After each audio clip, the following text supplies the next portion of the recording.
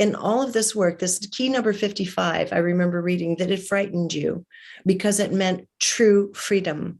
And this was something that we don't really grasp yet. We're so busy clinging to the familiar so we can have any kind of sense of identity, which is literally blocking the flow of that light into our DNA to program ourselves in new ways. And so you had to contend with, like you said, should I even print this? But also the fear that comes up when en masse or individually we're confronted with actual freedom. So let's talk about that for a moment, because there's never been a period of time in modern history that we've been given the opportunity to choose differently than the last few years, as everything else, systems, institutions, jobs, everything are dropping away, shutting down. So can you talk about this notion of the beauty of the potential of this mass freedom in this transformation? Yeah, I mean, the freedom ultimately is the freedom from fear. But in order to, move through that, to kind of harvest that freedom, we have to go through the shadow. And that's what the basis of the Gene Keys became for me. The work of the Gene Keys is that it's all begins with the shadow working, so it's why gutsy people are drawn to it, because you've got to be courageous to really look into your shadows, and the keys show you your shadows, and they show you the gifts lying in those shadows behind them, like the shadow is the seed, and then the gift is the flower, and then what I call the siddhi, which is like the divine essence, is the fruit.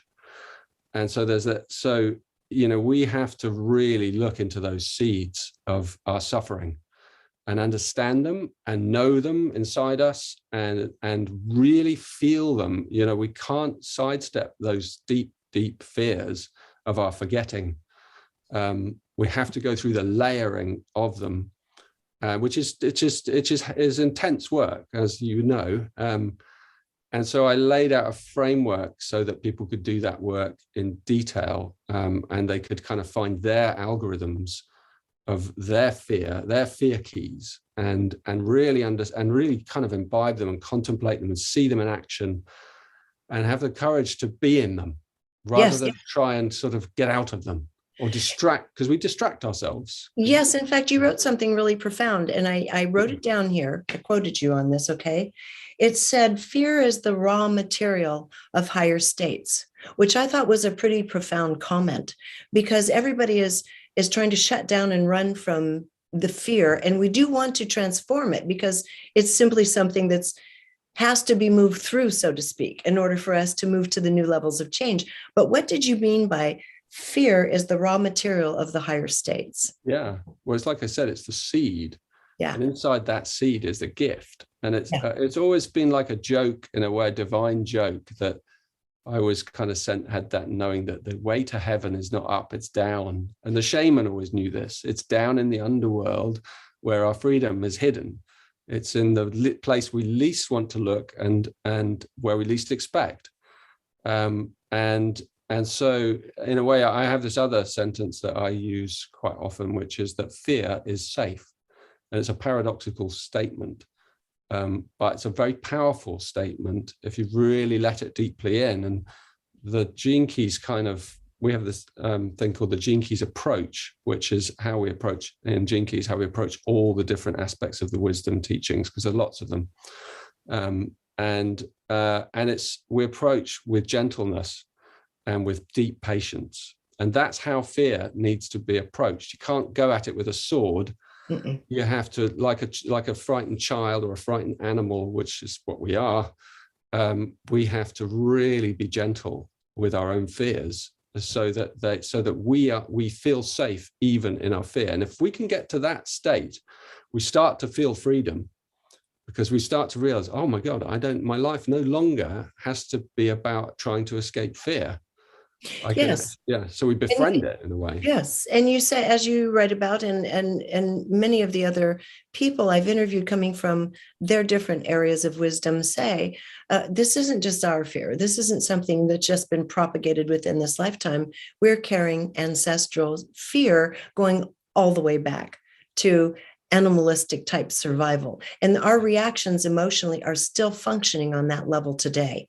So it's time, if we're going to be breaking through into this new level of a lightness of being, and as you say, loving wisdom, living loving wisdom, it makes sense the density of this fear we've been dragging in our subconscious with us through all of these millennia has to be addressed. And as you say, that's a really scary thing. The good side of it is, and of the gene keys that have really, I think, helps people and me as well, is that you have a word for each fear, but then you have a word for the gift that's hidden in that fear, and then you actually have a word for the transcendence of that fear.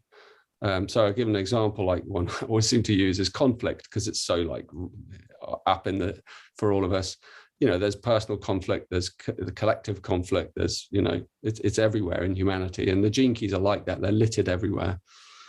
But if that's one of your primary fears, is based on like you create conflict, where in your relationships, for example, it just happens all the time, then, you know, what's the gift of that conflict? The gift is diplomacy. It's the art of diplomacy. So if you really work with conflict and you get because it's showing up, you become an amazing diplomat. You become not in a sort of false sense. You become a natural empath of dealing with the fear of others and the fear of yourself.